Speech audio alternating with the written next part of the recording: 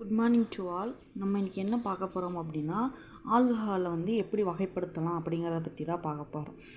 அதை எப்படி வகைப்படுத்துவோம் அப்படின்னா, அந்த ஆல்கஹால்களில் காணப்படக்கூடிய OH தொகுதிகளின் எண்ணிக்கை, அப்புறம் அந்த OH தொகுதிகள் இணைக்கப்பட்டிருக்கும் அந்த கார்பனின் தன்மை, இதை வச்சு நம்ம வந்து ஆல்கஹாலை வந்து பிரிக்கலாம் அப்படின்னு சொல்லலாம். அதில் வந்து இப்போ ஆல்கஹால் இருக்குது. அதை வந்து மோனோஹைட்ரிக் ஆல்கஹால்கள், இந்த பாலிஹைட்ரிக் ஆல்கஹால்கள் அப்படின்னு சொல்லி பிரிக்கலாம். மோனோ அப்படின்னா ஒன்று, அப்போ ஒரு OH தொகுதியை மட்டும் பெற்றிருப்பவை. ஒரு எக்ஸாம்பிள்னால் எத்தனால் சொல்லலாம். பாலிஹைட்ரிக் ஆல்கஹால் அப்படின்னா ஒன்றுக்கும் மேற்பட்ட OH தொகுதிகளை வந்து வச்சுருக்கிறது வந்து பாலிஹைட்ரிக் ஆல்கஹால் அப்படின்னு சொல்லலாம். அதுக்கு எக்ஸாம்பிளாக வந்து டைஹைட்ரிக் ஆல்கஹால் சொல்லலாம். 2 OH தொகுதி இருக்குது இல்லையா, அந்த மாதிரி. அப்புறம் வந்து கிளிசரால், சார்பிட்டால், இதெல்லாம் வந்து எக்ஸாம்பிள்.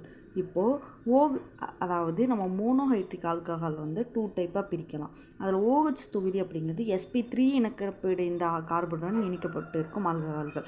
அடுத்து OH தொகுதி sp2 கார்பனுடன் இணைந்திருக்கும் ஆல்கஹால்கள். இது எக்ஸாம்பிள் என்ன சொல்லலாம் அப்படின்னா வைனைல் ஆல்கஹால் அப்படின்னு.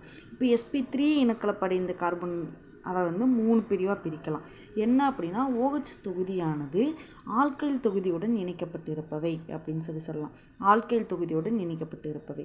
அப்புறம் OH தொகுதியானது அல்லைல் தொகுதியுடன் இணைக்கப்பட்டிருப்பவை. OH தொகுதியானது பென்சைல் தொகுதியுடன் இணைக்கப்பட்டிருப்பவை. இப்போ OH தொகுதியானது அல்லைல் குரூப். இப்போ 1 டிகிரி ஆல்கஹாலில் எத்தனால் CH3 CH2OH. அப்புறம் வந்து OH தொகுதியுடன் அல்லைல் அப்படின்னா, அல்லைலோட குரூப் ஃபார்முலா என்ன அப்படின்னா, ஆர்பான் CH2 பான் CH டபுள் பான் CH2. இந்த ஃபார்மேட்டில் ஒரு OH தொகுதி வந்து இணைஞ்சிருக்கும். இதை தான் வந்து OH தொகுதியானது அல்லைல் தொகுதியுடன் இணைக்கப்பட்டிருப்பவை அப்படின்னு சொல்லலாம். இப்போ OH தொகுதியானது பென்சைல் தொகுதியுடன், பென்சைல் அப்படின்னா ஃபினைல், பென்சைல் தொகுதியோட ஒரு OH தொகுதி வந்து இணைக்கப்பட்டிருந்தால் அதை வந்து சொல்லலாம். அதுக்கு எக்ஸாம்பிளாக ஃபினைல் மெத்தனால் அப்படின்னு சொல்லியிருக்காங்க. அடுத்து 2 டிகிரி ஆல்கஹாலில் வந்து ப்ரொப்பன் 2 ஆல் அப்படின்னு சொல்லியிருக்காங்க. அதுவே அந்த அல்லைல் தொகுதியில் வந்து பியூட் 3 இன் 2 ஆல்.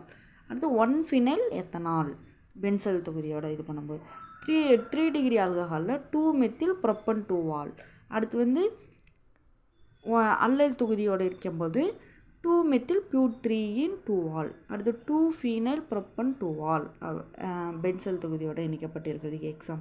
இவ்வளோ தான் வந்து ஆல்கஹாலை வந்து இப்படி தான் வகைப்படுத்தணும். இவ்வளோ தான் ஆல்கஹால் வகைப்படுத்துறது. ஈஸியாக இருக்கா உங்களுக்கு?